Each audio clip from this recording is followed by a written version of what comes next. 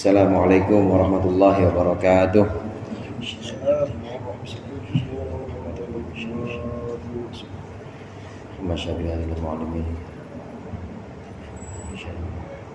Al-Fatihah.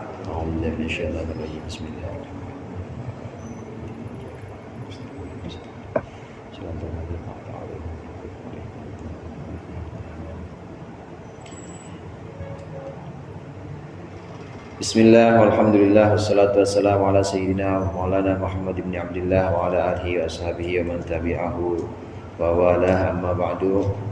Faqad qala al-musannif rahimahullah wa nafa'ana bihi wa bi ulumihi wa bi barakatihi fid dharain amin. Tambihun yusannul jahru bil qiraati li ghairi ma'mumin fi subhin wa ulayil isya'aini wa jumu'atin.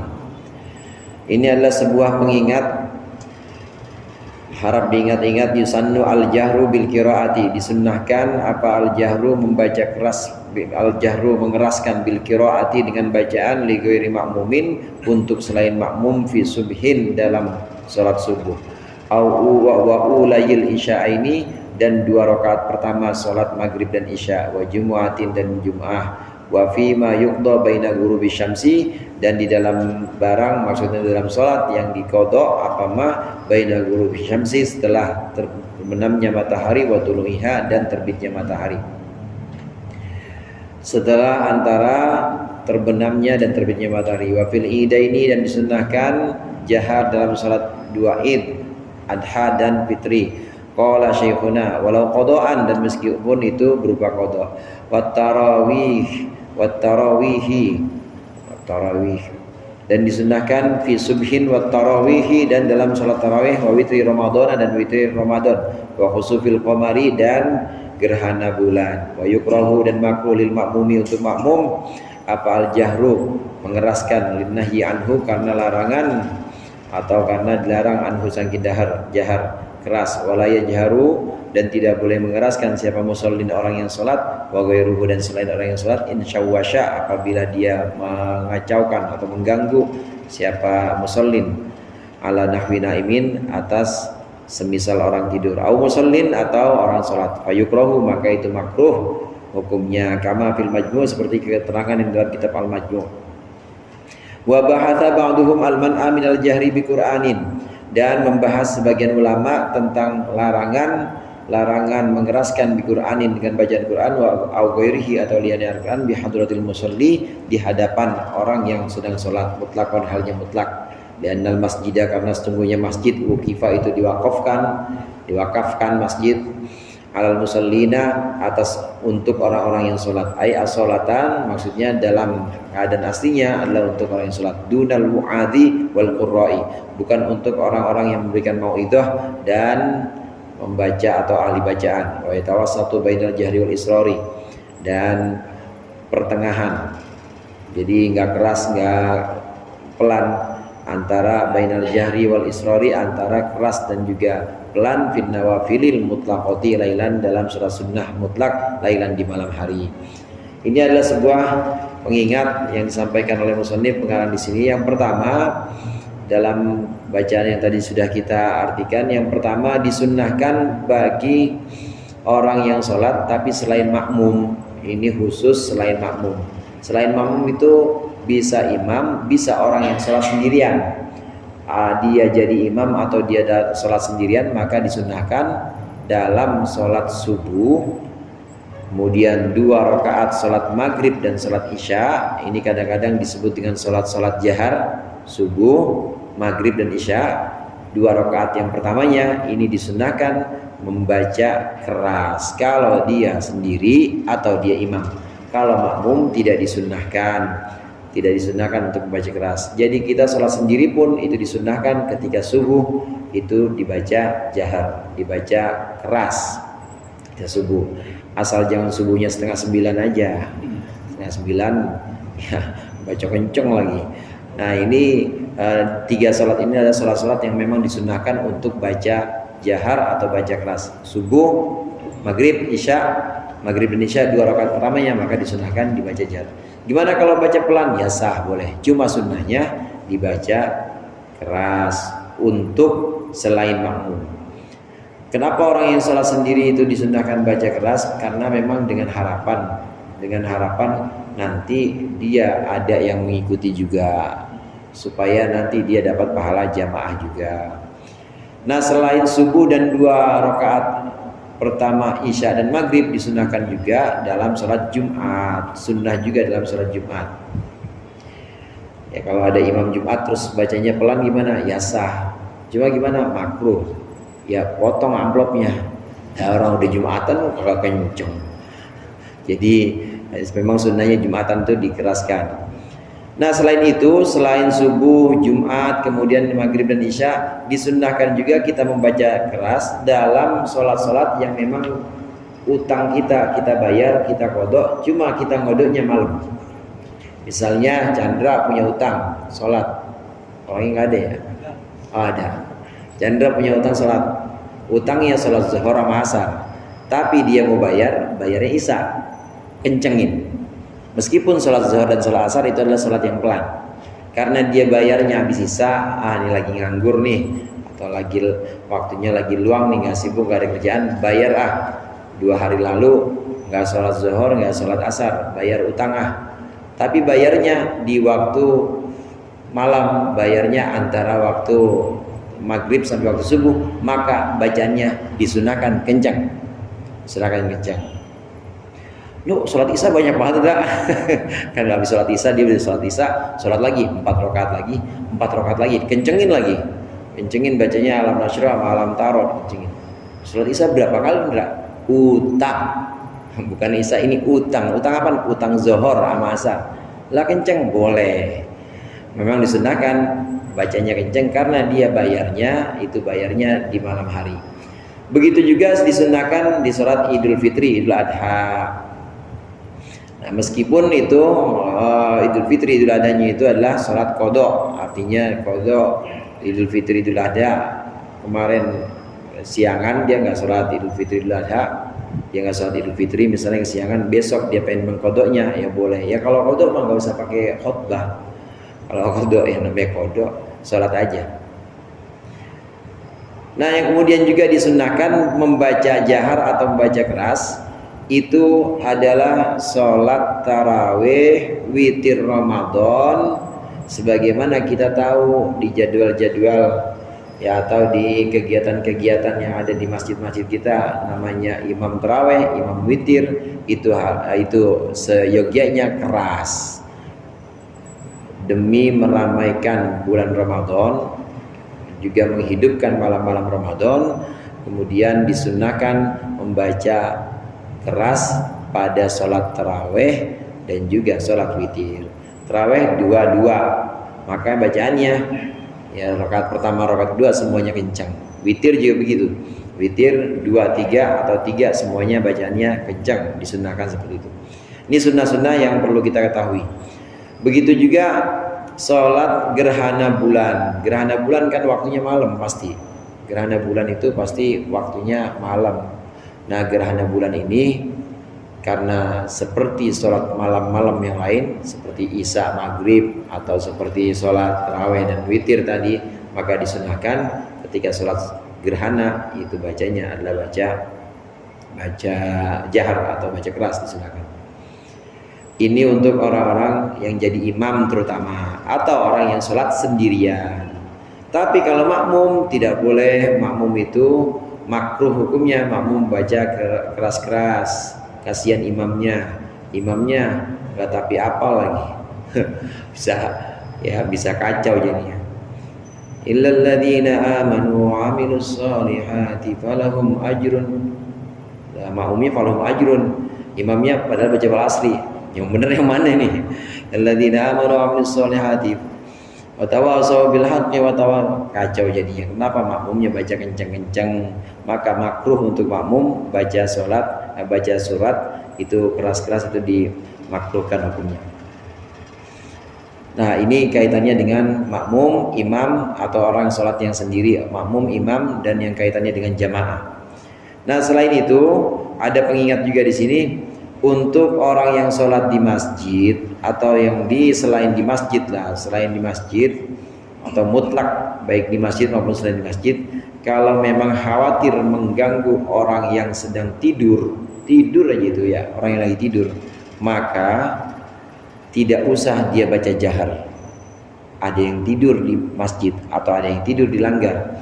Nah, kita lagi sholat sendirian memang. Kita lagi sholat sendirian, maka seyogianya kita nggak usah jahar, pelan aja. Kenapa? Khawatir ganggu orang yang tidur. Itu orang yang tidur. Apalagi orang yang sholat. Ya, apalagi orang yang sholat yang apa? Ini nanti ada di bawahnya nanti pembahasannya itu. Ya. Untuk orang yang sedang sholatnya memang sholat jahar, dia diharapkan menimbang-nimbang kondisinya ada nggak yang kira-kira terganggu dengan bacaan kerasnya.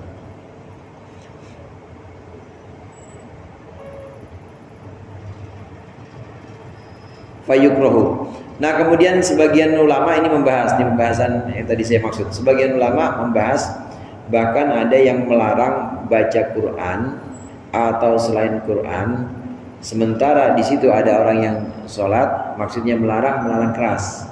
Ada orang sholat, nah kemudian dia baca Qurannya kencang, atau selain Quran, apa itu ngaji kayak begini, ngajinya kencang, padahal ada orang yang sholat, maka itu dilarang. Larangannya ini larangan makruh. Jadi makruh bukan larangan haram. Maka kalau kita ngaji misalnya kemudian ada orang yang lagi sholat, ya dikecilin suaranya dikit. Alasannya karena masjid itu kan wakafnya buat orang sholat. Masjid itu diwakafkan untuk orang sholat, bukan untuk orang ceramah. Masjid diwakafkan juga bukan untuk orang, termasuk bukan untuk orang ngaji misalnya. Mu'ad di sini bukan untuk orang qurra atau orang-orang yang ahli qiraat, bukan. Masjid asalnya itu memang diwakafkan untuk sholat. Maka ketika ada orang yang sholat, ketika ada orang yang sholat, maka selain yang sholat dia lagi ngaji atau lagi baca Al-Quran, maka diharapkan tidak mengeraskan bacaannya, khawatir mengganggu. Nah, sampai di situ. Nah, kemudian yang terakhir ini pengingat untuk sholat sunat mutlak yang adanya di malam hari, maka itu kita disunnahkan bacanya antara kencang dan pelan. Tahajud misalnya, tahajud bacanya sir apa jahar? Sedang, antara sir dan jahar. Terus kita mau sholat hajatnya malam, memang lailan, malam hari, maka sunnah bacanya itu antara sir dengan jahar. Kita mau sholat istikharah malam juga, maka antara kencang dan pelan. Jadi jangan pelan juga, jangan sir, tapi jangan terlalu keras juga. Jadi pertengahan. Wa sunnah limun faridin wa imamin wa ma'mumin. Disunnahkan untuk orang sholat sendiri atau imam atau makmum, disunnahkan takbirun, mengucapkan Allahu Akbar fi kulli khafdin, dalam setiap turun, warafin, dan bangun, lil ittibai, karena mengikuti Nabi Muhammad, mengikuti kanjeng Nabi. La fi raf'in min ruku'in, tidak pada saat bangun dari ruku, bal yarfa'u minhu, tetapi mengangkat orang yang sholat dari ruku, qailan, sambil berkata sami Allahu liman hamidah. Berkata itu sami Allahu liman hamidah, mendengar siapa Allah, liman hamidahu, terhadap orang yang memujinya. Maksudnya Allah mendengar orang yang memujinya. Sami Allahu liman hamidah. Disunnahkan ini untuk semua orang yang sholat. Disunnahkan untuk semua orang yang sholat, baik dia sholat sendiri atau sholatnya itu jamaah, jadi imam maupun jadi makmum, maka disunnahkan mengucapkan Allahu Akbar, Allahu Akbar, Allahu Akbar setiap turun maupun bangun, disunnahkan. Jadi mulutnya jangan diam aja, disunnahkan mengucapkan Allahu Akbar. Ini belum kencang, belum pelan, belum membahas tentang hukum kencang dan pelan. Sunnah, dasarnya sunnahnya itu mengucapkan takbir Allahu Akbar. Jamaah rahimakumullah, bedanya bangun dan turun disunnahkan kita mengucapkan Allahu Akbar. Bedanya dengan takbiratul ihram. Kalau takbiratul ihram wajib Takbiratul ihram itu wajib diucapkan Allahu Akbar. Meskipun pelan, kita yang dengar sendiri, minimal kita yang dengar sendiri Allahu Akbar. Itu yang pertama, namanya takbiratul ihram, itu hukumnya fardu wajib. Nah, selain takbiratul ihram hukumnya sunnah. Ini yang sedang kita baca. Selain takbiratul ihram hukumnya sunnah. Allahu Akbar, turun sujud Allahu Akbar, naik dari sujud mau ke rakaat berikutnya Allahu Akbar. Meskipun kita sholat sendiri sunnah, meskipun kita jadi makmum sunnah, asal kalau makmum jangan kenceng-kenceng. Kalau makmum jangan kenceng. Begitu juga kalau sholat sendiri juga harus kenceng. Yang penting untuk dapat pokok kesunatan ucapin. Jangan mingkem aja. Kayak orang ini yang ganggu. Jangan mingkem aja, tapi harus diucapkan Allahu Akbar. Bangun maupun turun dalam sholat disunahkan mengucapkan Allahu Akbar. Kecuali ketika bangun dari ruku. Ketika bangun dari ruku maka kita mengucapkan Sami Allahu liman hamidah. Saya yakin pada tahu semua ya. Sami Allahu liman hamidah. Sami Allahu liman hamidah boleh juga kalau di ini urutannya kan nggak wajib tartib itu. Boleh juga diucapkan Sami Allahu liman hamidah. Boleh diucapkan Hamidallahu liman sami'alah gitu, nggak apa-apa. Sekali-kali ya. Sami Allahu liman hamidalah, dibalik aja, dibalik. Kalau ini kan Sami Allahu liman hamidah. Sami Allahu liman hamidah. Nih di apa namanya dibalik. Allah mendengar Sami Allahu liman hamidah. Allah mendengar orang yang memujinya. Liman hamidah, orang yang memujinya. Liman hamidahu sami'a. Sami'alah, Allah mendengar orang yang memujinya. Disunahkan ketika bangun dari ruku ke i'tidal mengucapkan Sami Allahu liman hamidah. Jadi asal kesunatan atau pokok kesunatannya kita ucapkan pelan aja, kecuali nanti buat imam. Imam sunnahnya kencang, tapi selain imam disunahkan ucapkan itu. Gak wajib memang, tapi sunnah. Wa sunnah madduhu, wa sunnah dan sunnahkan madduhu, memanjangkan takbir, ayat takbir, memanjangkan takbir ila ayat sila ilal muntaqili, ilal muntaqali ilaihi, membaca takbir kepada hingga dia sampai, orang yang salat sampai ilal muntaqali ilaihi, kepada tempat yang dia berpindah kepadanya. Wa in fussila bi jalsatil istirahati, meskipun dipisah apa muntaqal ilaih tempat itu bi jalsatil istirahati dengan julus, dengan duduk istirahat. Disunahkan memanjangkan takbir. Memanjangkan takbir itu kalau waktunya panjang ya panjangin. Kayak misalnya turun dari i'tidal, Banalakal hamdu mil'us samawati wal ardi wa ma syi'a min syai'in ba'du. Ke bawah kan agak panjang, panjangin aja. Allahu Akbar, panjang. Allahu Akbar, Allahu Akbar, disunahkan memanjangkan itu. Disunahkan memanjangkan takbir. Meskipun antara rukun sebelumnya dengan rukun yang akan kita tuju ini dipisah dengan duduk istirahat. Contoh misalnya kita ada di rakaat pertama sholat apapun itu, rakaat pertama sholat maghrib ke isya, kan habis sujud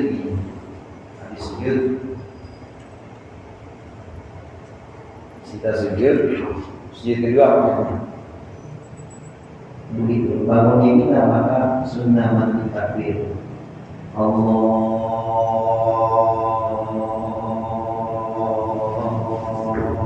Akbar. Jadi disunahkan memanjangkan takbir itu maksudnya seperti itu. Meskipun terpisah dengan duduk istirahat. Kan ada yang seperti ini, nggak pakai Indonesia. Allahu Akbar ada ini. Meskipun kalau kita pisah dengan duduk istirahat tetap sunnah memanjangkan. Jadi makin panjang. Memang sunnahnya panjang. Allahu Akbar. Satu itu. Yang kedua, memang ada beberapa penjelasan diantaranya yang dijelaskan Syekh Nawawi Banten itu di syarah hidayah. Kapan itu kita mulai takbir? Fi haddil julus, mulai dari batas posisi dianggap sudah sebagai duduk, maka itu mulai takbir. Boleh seperti tadi yang saya contohkan dari awal sini ada takbir Allah sampai atas bar. Boleh juga seperti yang dijelaskan Sinai Banten, mulai seperti ini. Allah, jadi baru mulai ketika udah duduk. Jadi dua macam. Prinsipnya di sini adalah maddut takbir, memanjangkan takbir. Jadi jangan pendek, jangan ngirit banget. Allahu Akbar, Allahu Akbar, Allahu Akbar. Tapi sunnah panjang, Allahu Akbar. Alasannya di antara ulama menyatakan kenapa harus panjang seperti itu? Supaya tidak ada tempat kosong dalam sholat dari zikir. Supaya antara perpindahan kita dari sujud berdiri itu benar-benar semua terisi dengan zikir. Zikir di sini adalah Allahu Akbar tadi takbir. Jangan sampai kosong. Karena kalau kita Allahu Akbar, nah terus habis itu ngapain dunia? Begitu panjang, padahal dari sujud ke diri panjang, dia cuma Allahu Akbar. Selebihnya kalau nggak diisi zikir, takutnya diisi pikiran yang lain-lain, ya, mikirin ini jadinya. Maka diisilah dengan takbir Allahu Akbar. Disunahkan mengisi dengan takbir panjang. Untuk orang sholat sendiri atau untuk orang yang jadi makmum pun, asal makmum jangan kenceng-kenceng ya. Sholat sendiri juga jangan kenceng. Malah imam nanti disunahkan itu mengeraskan. Wasunnah, nah ini yang dimaksud. Wasunnah jahrun bihi, dan disunahkan mengeraskan dengannya. Maksudnya bitakbir lil intikal, dengan takbir perpindahan tadi, kata harumi sebagaimana takbiratul ihram disunahkan li imam untuk imam. Untuk imam sunnah keras. Saya ulang lagi, asal kesunahan atau asal kesunahnya mengucapkan Allahu Akbar. Itu asal kesunahnya. Satu, yang kedua asal kesunahan memanjangkan Allahu Akbar, itu semua. Untuk semua orang salat makmum sendiri ataupun imam disunahkan. Nah, yang berikut ini sunnah hanya untuk imam saja. Sunnah mengeraskannya. Jadi bukan hanya mengucapkan panjang tapi keras. Allah, benar-benar sampai makmumnya mendengar, disunahkan. Meskipun sholatnya sholat sir, sholatnya sholat zuhur asar misalnya, tetap disunahkan Allahu Akbar, dikeraskan untuk imam. Nah, kalau selain imam maka tidak disunahkan. Gimana kalau bukan imam? Kayak di Masjidil Haram kan ada Allahu Akbar itu ya. Itu namanya mubaligh. Rabbana walakal hamd gitu ya. Itu namanya mubaligh. Gimana? Wa kada muballighun ihtija ilaihi. Begitu juga sunnah untuk mubaligh. Ya, mubaligh itu orang yang menirukan atau menyampaikan suara imam, ihtija ilaihi, yang dibutuhkan. Kenapa dibutuhkan mubaligh yang suara keras? Karena mungkin imamnya udah sepuh, udah tua. Nah, ini ada yang menyampaikan suara imam kepada makmum yang jauh di belakang sana. Tapi mubaligh ini harus hati-hati. Mubaligh ini lakin inna wa dzikra au wal istima'a. Nah, kalau dia meniatkan dzikir atau meniatkan memberikan isma itu al-isma, memberikan pendengaran, ngasih tahu maksudnya, memperdengarkan. Wa illa batalat salatuhu, kalau tidak maka batal salatnya. Mubaligh itu orang yang menyebutkan Allahu Akbar ngikutin imam dia. Niatnya harus niat zikir. Artinya niat zikir, dia juga lagi jadi makmum dan dia memang lagi zikiran takbir itu. Kalau dia niatnya semata-mata memberi tahu makmum, nggak ada niat zikir, batal salatnya. Karena itu berarti dia sudah berbicara dengan makhluk, karena dia sudah memberikan informasi untuk makmum, bukan dalam sholat, batal sholatnya. Kama qala Syekhuna fi Syarh Minhaj, sebagaimana keterangan guru kami dalam Syarah Minhaj. Qala ba'dhum, berkata sebagian ulama, inna tabligha bid'atun munkaratun. Sungguhnya tabligh itu sebagian ulama mengatakan adalah bid'ah bittifaqil a'immati, dengan kesepakatan imam-imam yang empat, haitsu ballagha al-ma'muna haitsu ballagha al-ma'mumina sautal imam, sekiranya si mubaligh itu menyampaikan kepada para makmum sautal imami, akan suara imam. Ada yang mengatakan mubaligh ini bid'ah hukumnya. Mubaligh apa? Yaitu mubaligh yang menyampaikan suara imam. Wallahu a'lam bishawab. Dikurangnya saya mohon maaf, mudah-mudahan bermanfaat. Allahul muwaffiq ila aqwamit thoriq. Wassalamualaikum warahmatullahi wabarakatuh.